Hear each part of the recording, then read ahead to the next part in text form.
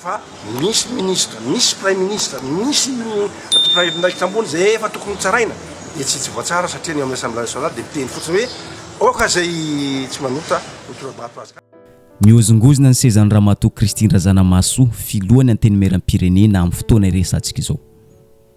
No ampangainy filohan'ny ACC fa vato misakana amin'ny ady amin'ny kolokolo ny ao amin'ny antenimieram-pirenena. Notondrony manokana amin'izany ny filohan'ny antenimieram-pirenena Ramatoa Christine Razanamahasoa izay noeritreretiny fa tompona andraikitra voalohany mampitarazoka ny ady amin'ny kolokolo eto amintsika. Ny tena nanaitra ny maro tamin'ny resaka ny fanaovan'ny filohan'ny ACC tamin'ny mpanao gazety ity dia ny filazany fa misy olona manana toerana ambony tompona andraiky mpanjakana eto amintsika no tokony ho tsaraina nefa tsy afaka no tsaraina no ny sakantsakana avy eo amin'ny antenimieram-pirenena ary tsy afa miala amin'izany ny filohan'ny antenimieram-pirenena Christine Razanamahasoa. No tany isainy ity filohan'ny ACC ity moa ny toeran'ireo tompona andraiky mpanjakana zay tokony ho tsaraina nefa tsy afaka no tsaraina. Ohatra ny raisiny tamin'izany amin'ireo olona zay tokony ho tsaraina dia Andriamatoa Premier Ministre lehibe ny gouvernement, nisy ihany koa ministre, misy ihany koa ireo manana toerana ambony maro hafa. Tiako tenena dia zao nanao ny asany dolidoly ny rafitra rehetrarehetra zay miady amin'ny kolokolo ity araka teniko teo zay nefa hatramin'izao dia ny fitsarana avo zany hoe zany ny haute cour de justice zay ny tsara ireo tompona andraikitra taloha efa 5 taona mahery zay tsisy dossier na ray tonga any aminazy ka mivaralila ihany zany mandringa le tolona amin'ny kolokolo no ny antony blocage ao amin'ny assemblée nationale, ao amin'ny commission juridique ny assemblée nationale. Rehefa tonga any tokony ny dossier ao amin'ny assemblée nationale c'est président fa tena tena direct li zany dia tsy feny foana ny quorum na ny fetrana isa azona manapa-kevitra ao amin'ny assemblée nationale dia tsy miasa ny haute cour de justice zany ny fitsarana avo hatramin'izao nefa io fitsarana avo io dia ny antony ny nataraiky ny fametrahana an'io dia saika ho nanonganana indroa miataona ny filohan'ny république teo taloha tadidinareo reny tantara reny mitsangana le fitsarana avo tsy afaka mitsara zalafa dia misaoma fotsiny azafady 5 taona mahery no ny afitsiko ny ao amin'ny assemblée nationale ka dia tsara ho fantatry ny vahoaka zany zavatra zany fa misy ministre, misy prime ministre, misy ndraiky ambony zay efa tokony tsaraina dia tsy voatsara satria ny amin'ny assemblée nationale dia miteny fotsiny hoe oka zay tsy manota otrobato azy ka manantena zay zany manantena zako amin'ny mampitsara manantena hoe rehefa tonga ny filohan'ny antenimera vaovao na ny teo ihany fantako amin'ny mandature législature manaraka mba tsy hanao zany fitenena zany tsony fa ampiarina ny lalàna zany. Nataon'ny filohan'ny ACC Florent Rakotoarisoa iny resaka iny mba hafantarany vahoaka malagasy ny vato misakana amin'ny ady amin'ny kolikoly. Nataony ihany koa iny resaka iny mba hampisehoana amintsika tsirairay fa olona vonona hiady amin'ny kolikoly i filohan'ny ACC Florent Rakotoarisoa. No tsindriny mazava tsara tamin'ity resaka ny fanaovan'ny tampanao gazety ity fa tsy mety aminy ny ady amin'ny kolikoly mitanila. Tsy mety aminy mahita ady amin'ny kolikoly ny madinika ihany no ampidirina amponja. Ireo manana toerana ety ambany ihany no ampiarina ny lalàna. Tsy mety aminy zany. No raisiny ohatra tamin'izany ny fanagadrana chef district, gouverneur, chef fokotany, ben'ny tanàna sy ny maro hafa. Tsy mety izany. Ny zavatra takiny dia tsotra dia ny ady amin'ny kolikoly amin'ny fampiarana ny lalàna velona eto amintsika ho an'ny rehetra tsy ankanavaka na manana toerana ety ambany na ho an'ny tompona ndraiky mpanjakana manana ny maizy azy tsy ankanavaka. Filohan'ny antenimera vaovao na ny teo ihany fantako amin'ny mandature législature manaraka mba tsy hanao zany fitenena zany tsony fa ampiarina ny lalàna zany fa tsy misy olona ambony lalàna eto ka ny madinika ny polisy madinika sy gendarme sy ny chef district asina zany rehefa amin'ny corruption madinidinika zavatra ataon'ny olona ambony dia tsy voatsara noho ny kolikoly misy ao amin'ny commission io ka dia tokony andraiky tamin'izany ny président ny commission sy ny filohan'ny assemblée nationale. Eto amin'izay isika raha vao resaka mahakasika ny Ramatoa Christine Razanamahasoa filohan'ny antenimieram-pirenena na koa resaka mahakasika ny fikitikitiana sezan'ny filohan'ny antenimieram-pirenena mailmailo hatrany ny mpanaraka toedrara politika sy mpanaraka toedraram-pirenena eto amintsika. Fanehoan-kevitry Fleury Rakotomalala dia mazava ny azy opération Christine Razanamahasoa zarazaraon'ny anjakana ny ilazana ny toe-javamisy ankehitriny. Ndao idirantsika lalina ity resaka nataony Fleury Rakotomalala ity. Efa mantonany amambolana maro no efa tsy dia matoky an'ny Ramatoa Christine Razanamahasoa ny mpivondrona ao amin'ny IRD na koa avy ao amin'ny antoko politika TGV. Izany zavatra izany dia nasehon'izy ireo niariary ho hitampoko hitam-pirenena indrindra fa nandritra ny hetsika fotsy izay nataony collectif des candidats.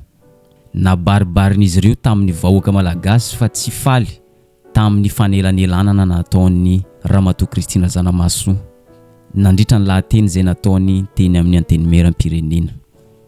Fa inona ny zavatra tsy nafaly an'ireo antoko IRD tamin'izany? Ny tsy nafaly an'izy ireo voalohany ny lahateny izay nataony Ramatoa Christine Razanamahasoa dia tsy niarana tamin'ny antoko IRD na koa antoko politika TGV. Ny votoatin'ny resaka izay noresahan'ny Ramatoa Christine Razanamahasoa amin'ny mahafilohan'ny anteny meram-pirenena azy dia tsy mifanaraka amin'ny rafitry ny antoko politika TGV. Laza ohatra isika nilaza i Ramatoa Christine Razanamahasoa fa tandindoza ny firenena ka tsy maintsy tadiavana vahaolana haingana farak'izay haingana. Ny vahaolana izay narosony dia fifanantonana, fifampiresahana avy amin'ny andaniny sy ny ankilany, izany hoe avy amin'ny antoko politika IRD TGV sy avy ao amin'ny collectif des candidats. Nosoritany mazava tsara fa ny fifampiresahana dia manamafy fihavanana ary araky ny soatoavina malagasy. Tsy azo dia tsy hita ny hetsik'atsy na ny tabatabatsy sy aroa.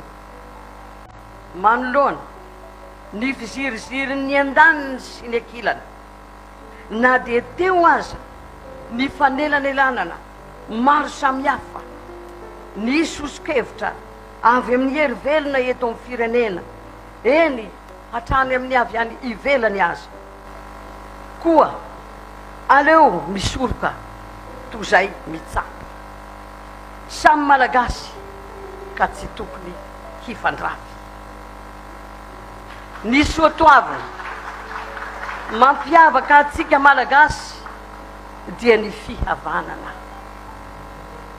Tsara noho izany no izany zavatra izany dia tsara ny fifanantonana, fifampiresahana ao anatin'ny fifanajana sy ho fandalana izany soatoavina izany. Iny ihany no ela ora maromaro taty aoriana dia nanao valin-kafatra ny avy ao amin'ny antoko politika TGV. Raha lazaina fomba hafa dia nanao valin-kafatra avy hatrany ireo solombavambahoaka IRD. Nosoritan'izy ireo mazava tsara ho fampatsiahivana ny Ramatoa Christine Razanamahasoa fa tsy tonga ho azy tamin'ny toerana mahafiloana anteny meram-pirenena azy izy fa ny antoko IRD. Ny solombavambahoaka IRD no natafapetraka azy teo ka noho izay zavatra izay nampatsiahivan'izy ireo fa misy fitsipika mifehy ny antoko IRD. Amin'ny mampanao lalànanay dia sarotiny zahay amin'ny fanajana ny rafitra sy ny lamina mifototra amin'ny lalam-panorena sy ny lalàna velona. Ka manontany tena zahay hoe mankasitraka izany ve Ramatoa filoha anteny meram-pirenena? Tsy haivinay fa tamin'ny antoko IRD nolatsany ho solombavambahoaka ary zany antoko zany sy ny solombavambahoaka mbaro anisa ao amin'ny IRD no nametraka azy teo amin'ny toerana mahafiloana anteny meram-pirenena azy. Misy lalàna sy fitsipika mifeny fifandraisan'ny solombavambahoaka amin'ny antoko nalany azy. Tsy ny filoana anteny meram-pirenena no hampatsiahivina n'izany fa mahalala n'izany tsara izy. Noho izany dia mampatsiahy zahay fa ny vahoaka. Ankoatr'izay rehefa nivoatra dia nivoatra ny toe-draharaha dia tonga avy any ity taratasy ity izay nanaovana fanambarana fa no esorina tsy ho IRD intsony ny filoana anteny meram-pirenena Christine Razanamaso no esorina tsy ho mpikambana ao amin'ny antoko politika TGV intsony ny filoana anteny meram-pirenena. No eritreretin'ny antoko politika IRD fa ny fanelanelanana izay nataon'ny filoana anteny meram-pirenena dia midika fiandaniana amin'ny opposition na ko antoko politika mpanohitra.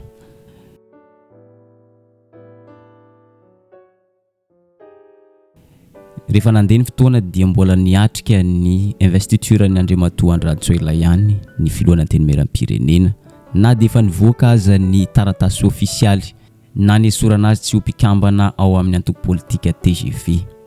Ity sary ity no nanamarika an'izany fa niatrika fianianana izay nataon'Andriamatoa Andry Rajoelina zany izy. Somary hitany lamindamina ny afera mahakasika ny Ramatoa Christine Razanamaso tamin'ity taona 2024 ity. Tampotampoka teo ny 7 Janoary nanao fanambarana izy ireo avy amin'ny Fizafafi fikambanany zanaky ny faritry ny Fianarantsoa. Nilaza izy ireo fa niala tsy ho mpitantana an'ny Fizafafi intsony Ramatoa Christine Razanamaso. No ny antony ho fitsonjovana ny tombotsoa ambony ny fikambanana. Nambaran'izy ireo fa ireo filoha efatra enina no iara hitantana ny fikambanana. Raha hitantsika tsara amin'ny sary io dia mahita tazana an'ny Andriamatoa Nicolas Rabemananjara izay filohan'ny Sena ankehitriny. Anisan'ny ketrika ny fanonganana ny Hermana Razafimahefa filohan'ny Sena teo aloha. Ankehitriny moa izy eo amin'ny toerana. Izay momba ny ndao inotsika ny fanambarana izay nataon'izy ireo. Izahay mpikambana ao anatin'ny Bureau Nasionaly Fizafafi ohatron'ny mpikambana fohy be dia manao izao fanambarana manaraka izao. Rehefa nahazo ny tsodrano Ramatoa filoha mpanorina ny fikambanana Ramatoa Christine Razanamaso dia tapaka androany 12 ny volana Janoary taona 2024 fa tsy ho filoha mpitantana ny fikambanana Fizafafi intsony Ramatoa Razanamaso Christine. Tapaka fa ny filoha lefitra enina avy amin'ny faritra enina mandrafitra ny faritany Fianarantsoa no mitondra ny fikambanana manomboka androany. Mandra-pahatapitry ny fitaom-piasan'izy ireo izay voatondro ao anatin'ny satamfehy. Ny fanohitra amin'izay nefa ny mpikambana ao amin'ny Fizafafi nanambara fa tsy nitsodrano an'ireo olombitsy nanao fanambarana ireo zany i Ramatoa Christine Razanamaso. Nanambara izy ireo fa no ny tombotsoa manokan'ireo olombitsy ireo fikatsahana seza sy fahefana no nanaovan'ireo fanapahana sy fanambarana makasika ny Ramatoa filoana anteny meram-pirenena ankehitriny. Anisan'ny fivalinkafatr'ireo avy amin'ny Fizafafi moa ny resaka fampiadiana sy fampisarambazana ny zanaka Fianarantsoa ny zavatra ataon'izy ireo. Natao samihafa ny hevitra, natao tsy hitovy ny hevitra. Fa ny fikambanana fiaviana izay mampiombona ny tsy mitovy fijery rehetra fa manana fihetsepo ho an'ny tanin'ny haviana Fianarantsoa io zany dia izay nanakambana azy natao ny Fizafafi. Ary iaho manokana zany mampamakafaka anahy dia mitarina anareo hoe nanomboka teo amin'ny tetezamita nakaty isaky ny misy régime dia misy fikambanan-drazana nitsanga natao Fianarantsoa. Nisy Narvato zay dia aveo nisy Agnahy dia aveo koa nisy hoe Fianarantsoa fahatana Fianarantsoa. Dia rehefa aveo zany naravina lizy tao anatin'ny Fizafafi ka ny mpandrafina an'izay dia olobe. Zay manko ilay hoe tany misy olobe hoe tamiady zaza dia olobe ny fahatany Fianarantsoa zany io Ramatoa Christine Razanamaso dia nangana Fizafafi zany tsy maintsy olana zao aho. Fa eo le fombafomba fiady politika moa zany iny averiko foana hoe aloha ho an'ny mpanao politika ary tsy ampiasaina anarana fiaviana. Ny anay zany zay ianao foana rehefa manana andraikitra ka avy any amin'ny Fianarantsoa dia zay nijoroanay foana. Ampina ianao dia arovana ianao raha sedrasanatria misy manao sopatra fa ny an'olona taomeny fa tahiny ategna hoe zay zany. Fa rehefa ivelan'izay ka samy mba manao zay fombafomba niany aloha tsy ampiasaina ny anara-pikambanana ny tany haviana fa mila matoky valeur. Satria ianao rehefa voatendry amin'ny andraikitra anankiray eto amin'ny firenena dia amin'ny firenena manontolo fa tsy hoe ny Fianarantsoa rehetra. Fa rehefa tsy zay dia mandeha ny fotony dia milatsaka ho vidina ny fotony dia mitondra raha ny fotony dia amin'izay fotoana zay Fianarantsoa rehetra sahaninao fa raha mbola hoe aty amin'ny nasionaly dia aloha mba samy matoky ny valeur an'izany. Ary averiko miavaka tsara mihitsy ny andraikitra hoe mahafiloana ny mpanjakana ny Ramatoa Christine Razanamaso sy mahafiloa mpanorona mpitaky ny Fizafafi anazy. Aloha tsy mahita tsisy olana izy fa io moa paikady politika io hevitra tena vary ary ity fanambarana diso izay notarian'ny Nicolas Rabe Mananjara ity no nahatonga ny Fleury Rakotomalala naneo ny heviny. Opération Christine Razanamahasoa ny zavatra kehitrehany ity fitondrana ity. Zarazara ny anjakany ny zavatra kehitrehany ireo ankehitriny. Efa tsy faly izy ireo amin'ny fijoroan'ny ray aman-dreny ao amin'ny antenimieram-pirenena. Naneo ny heviny manokana ihany koa i Patrick Rarmana natao amin'ny page Facebook-ny. Ny lohateny izay natao tery ambony dia Christine Razanamahasoa atahorana ny Rajoelina dia nasiny point d'interrogation. Fa makafakana lava be no nanazavany an'izany. Ny fehiny dia zao manao izay fomba rehetra aminganana any Ramatoa Christine Razanamahasoa ny fitondrana ankehitriny, indrindrandrindra fa ireo olom-boafidy avy ao amin'ny IRD no tsipiany ary no amafisiny mazava tsara fa tsy niala ho filoam-pitantana fizafafi i Ramatoa Christine Razanamahasoa fa no esorina no ny tombotsoan'ny reto olombitsy reto. Ka noho izay zavatra izay dia mazava fa Opération Christine Razanamahasoa ny zavatra ataony fitondrana ankehitriny raha lazaina amin'ny fomba fanehoan'ny Fleury Rakotomalala ny heviny.